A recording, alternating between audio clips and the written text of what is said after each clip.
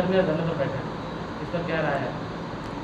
अब उनको उनके मानसिक जो है स्थिति को आप समझ सकते हैं कि वो कह रहे हैं कि पिछली सरकार के कुपरिणाम है। अब बताइए कि पिछली सरकार ने उन्हें रखा है नौकरी पर, अनुबंध पर, उग्रवाद इलाके के क्षेत्रों में उनको जो है सिपाही में भर्ती किया है और 3 साल तक उनको अनुबंध किया था कि 3 साल तक इनका परफॉर्मेंस ठीक रहेगा तो ये इनको आगे जो है परमानेंट किया जाएगा।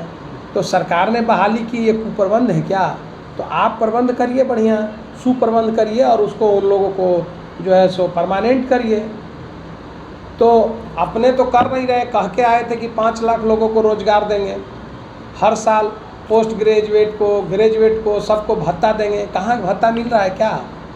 5 लाख नौकरी हर साल मिल रही है क्या? जो जिनको अनुबंध पर पिछली सरकार ने बहाली किया उसको भी जो है सो ये हटाने पर तुले हुए हैं, उनको परमानेंट नहीं कर रहे हैं और कह रहे हैं कि पिछली सरकार का कुप्रबंध है।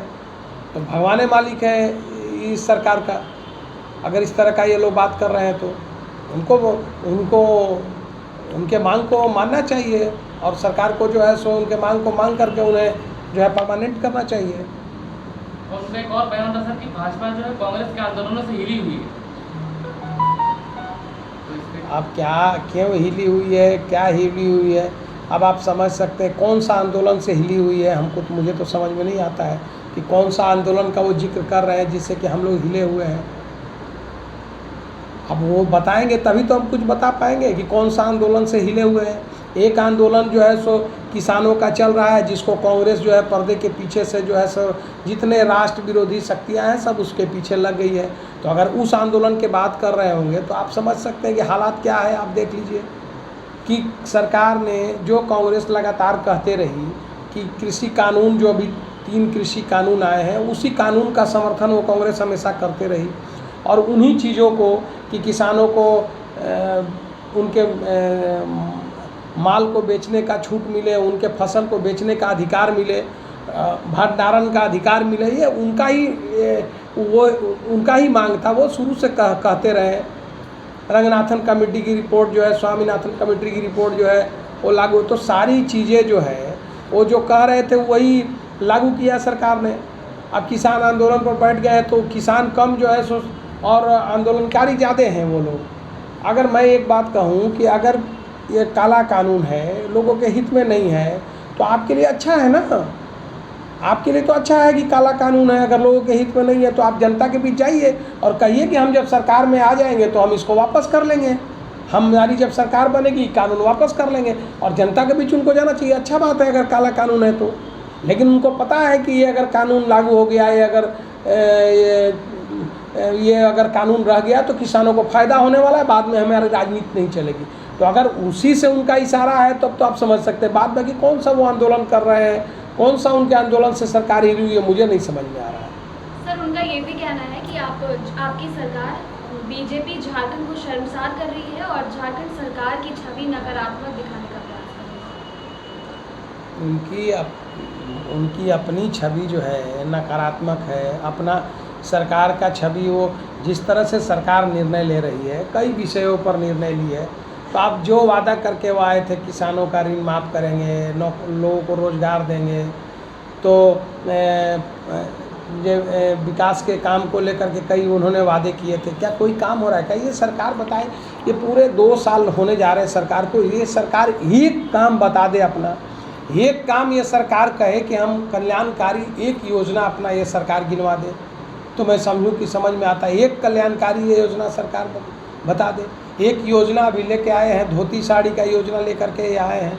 अब धोती साड़ी का योजना, ये धोती साड़ी देंगे, मुझे इसका एतराज़ नहीं है, धोती साड़ी उनको देना चाहिए, लेकिन ये भी कमीशन के लिए आया है।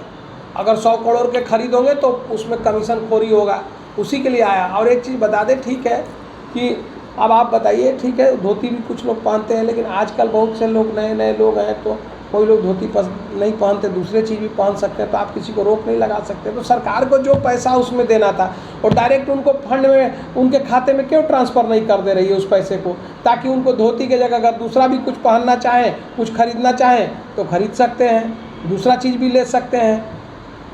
उस पैसा को डायरेक्ट उसमें उनके खाते में ट्रांसफ़र करा देना चाहिए। उनको जो इच्छा होगा वो उस तरह के कपड़े अपना खरीदेंगे और सरकार को और ये जो है सो कमीशन खोरी भी बचेगी, भ्रष्टाचार से भी बचेगा। लेकिन सरकार को वो करना नहीं है। उसके अलावा एक कल्याणकारी योजना आप सरकार का बता दीजिए, सारे काम ठप पड़े हुए हैं। तो सरकार तो सरकार जो है अपने ही जो है अपने कर्मों से उनका छीछा लेदर हो रहा है। हम क्या भारतीय जनता पार्टी का तो काम है अपोजिशन होने के नाते हम उनके नाकामियों को तो जनता के बीच रखेंगे ही, लेकिन उनकी नाकामी और उनका जो विफलता है वो उनके अपने कारणों से है, भाजपा के कारण थोड़े है।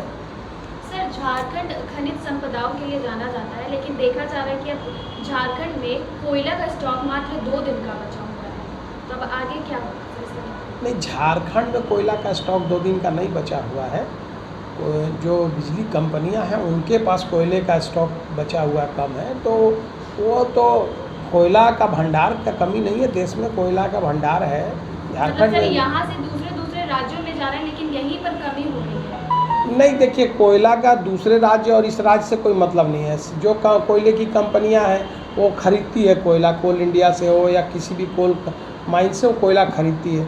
तो खरीदने और बेचने का अब इसका ये मतलब नहीं कि यहीं पर अगर कोई कंपनियां हैं तो यहाँ पर जो है सो उनको सस्ता में मिले या ऐसे ही मिल जाए, वो तो नहीं है। जो नियम सबके लिए वो उनके लिए भी है। तो वो उनके कोयला का खरीदार और कोयला बेचने वाले जो कोल इंडिया कंपनी उनके बीच का मामला है। उसमें ऐसा थोड़े होता है कि यहाँ का ठीक है, यहाँ का कंपनियाँ हैं तो उनको कुछ सुविधा होगी कि उनको ट्रांसपोर्टिंग कम लगता होगा या उनको झारखंड को एग्रीमेंट होगा कि इनको इतना कोयला देना है, तो वो सब एग्रीमेंट का पालन हो रहा होगा। लेकिन कोयला खरीदना और कोयला बेचना, कोयला बेचने वाली कंपनी कोल का उत्पादन करने वाली कंपनी कोयला बेचती है, और जो बिजली की कंपनियां हैं जो बिजली बनाती है तो वो कोयला खरीदती है, वो उनके बीच का मामला है। सर, जब गैस सिलेंडर 400 रुपये हुआ था तो बीजेपी के कई नेता अपने स्तर पे गैस सिलेंडर लेके आंदोलन कर रहे थे कि आम जनता इसमें कैसे जिएगी। अभी 1000 रुपये गैस सिलेंडर हो गई है, तो अभी बीजेपी क्या कहना है? देखिए, गैस सिलेंडर 400 रुपये कभी नहीं था। 400 रुपये उस पर सब्सिडी दी जाती थी। 400 रुपये सिलेंडर नहीं था, 400 रुपये लगते थे उपभोक्ता को, बाद बाकी सब्सिडी सरकार देती थी। अभी सब्सिडी सरकार ने हटा दिया।